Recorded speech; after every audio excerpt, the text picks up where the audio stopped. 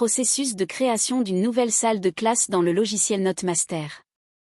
Voilà, donc une fois dans le système, si vous voulez créer une salle de classe, vous pouvez ajouter une salle de classe, vous partez dans la gestion des notes, vous prenez le menu classe.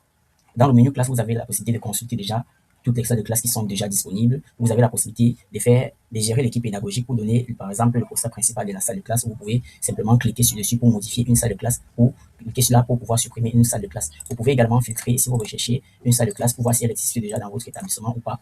On peut filtrer directement ici le premier cycle pour voir toutes les classes qui sont au premier cycle. Nous avons la troisième, espagnol et allemand, quatrième, espagnol et allemand, la cinquième, la sixième, CD et la sixième. Donc, nous allons nous dire qu'on va ajouter une nouvelle classe en passant par le bouton ajouter. On va ajouter la classe de cinquième A. On va ajouter la classe de cinquième A et qui est au secondaire et qui fait partie du premier cycle et l'enseignement francophone et qui est dans le département de l'enseignement général. Et ici, on aura la possibilité de donner un seuil pour avoir le tableau d'honneur. Pour avoir le tableau d'honneur, on va dire qu'il nous faut 12 de moyenne.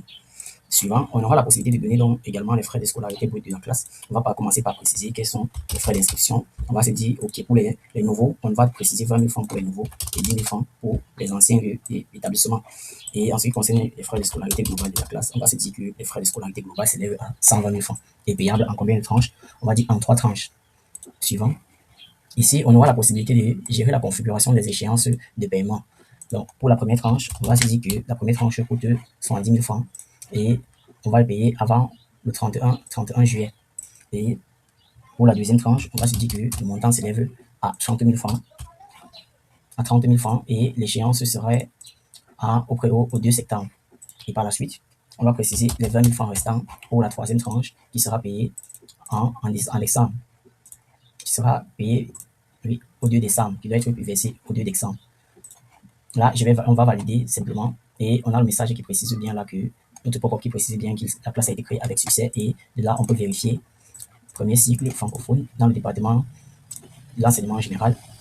On a donc notre classe de 5e A qui vient d'être créée et on a la possibilité d'aller modifier en cliquant dessus pour pouvoir modifier certaines informations. Si on veut modifier, on passe par là pour modifier toutes les autres informations qu'on a renseignées dans la salle de classe.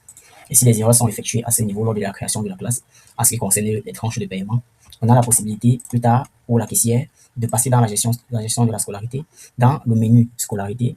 Elle aura la possibilité de passer par tranche et de filtrer ici, de trouver donc, de rechercher ici la classe concernée, la classe de 5e que nous avons créé tout à l'heure. On verra la configuration par tranche qui a été gérée dans cette classe. On a la possibilité de modifier uniquement la configuration par tranche en cliquant sur modifier. Et ici, il y a déjà une répartition automatique qui est précisée là. Si on veut préciser 30, 40, 30, 30, si on veut préciser 50, 25, 25, on va cliquer directement là et le formulaire s'adapte automatiquement en fonction de ce que nous avons choisi plus haut. Donc, on peut préciser par exemple 40, 30, 30. On peut préciser en 50, 25, 25%. Ou bien on peut laisser comme nous avons déjà configuré. Donc, ici, le montant de la première tranche sera donc à 60 000 francs. Les échéances ne sont pas changées. Les échéances restent inchangées. Et on peut passer par là pour ajouter une nouvelle tranche si possible. Donc, on va donc continuer. On peut passer également par là pour ajouter une nouvelle tranche par classe. On peut se dire, OK, pour la classe de 6e, de 5e A, on peut, voilà donc les tranches de la 5e A et on peut donc y revenir pour pouvoir faire d'autres modifications ou d'autres manipulations. Donc, c'est tout pour la gestion d'une classe. Maintenant, la classe est prête. La classe de 5e A est prête pour pouvoir accueillir les élèves dans la classe. Et étant donné que nous avons déjà procédé à l'inscription d'un nouvel élève, je compte sur vous pour savoir qu'il s'agit simplement de l'onglet inscrire un élève qui va nous permettre simplement d'ajouter un élève tout en précisant bien sûr toutes les informations concernant l'élève et dans l'affectation académique. Nous aurons simplement la possibilité de filtrer simplement la classe que nous venons de créer.